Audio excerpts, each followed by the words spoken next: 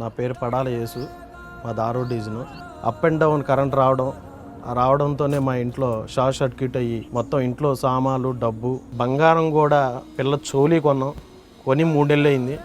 అది కూడా కాలిపోయింది. మా మిస్సెస్ డోకరాలో లీడరు, దగ్గర అయ్యి ఒక 60,000 దాకా కాలిపోయినాయి. పడాల గంగాధర గారికి తెలిసింది. ఫోన్ చేసి అన్నయ్య నాకు ఇలా జరిగింది అంటే గబగబా ఇంటికి వచ్చాడు, చూశారు.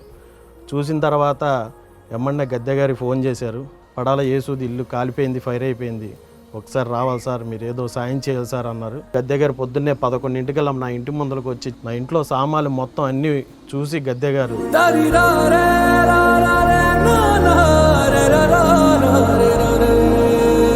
మాకు ఒక అండగా ఉండి చేతికి ఒక 10,000 ఇచ్చి వెళ్ళారు. 4-5 రోజుల్లో పిలిచారు ఆఫీస్కి. వచ్చాను. వచ్చిన తర్వాత మళ్ళీ ఒక 40,000 ఇచ్చారు. నాకు ఆర్థికంగా ఆయన చాలా సాయం చేశాడు. నా ఇంటికి వైసీపీ కార్పొరేటర్ వచ్చాడు. నా ఇంట్లో ఫోటోలు మొత్తం తీసుకొని తమ్ముడు నీకెందుకు, అవినాష్ గారితో మాట్లాడి నీకేదో ఒక సహాయం చేపిస్తాను నేను. మళ్ళీ 2-3 రోజుల తర్వాత అన్నా మరి ఇలా వచ్చి వెళ్ళావు, మరి ఫోటోలు తీసుకున్నావు, మరి ఏదో చేస్తా అన్నావు కదా అన్న, మరి ఏంటన్నా అని చెప్పి అడిగాను. 1 గంటలో ఫోన్ చేస్తా అన్న వ్యక్తి అప్పటి నుంచి ఫోన్ ఎత్తడం మానేశాడు. గద్దె రామ్మోహన్ రావు గారు మా డివిజన్కి ఎమ్మెల్యేగా రావడం మా అదృష్టం. సంక్షేమాన్ని కొనసాగిద్దాం, మన గద్దె రామ్మోహన్ గారిని గెలిపించుకుందాం, సైకిల్ గుర్తుకే ఓటేద్దాం.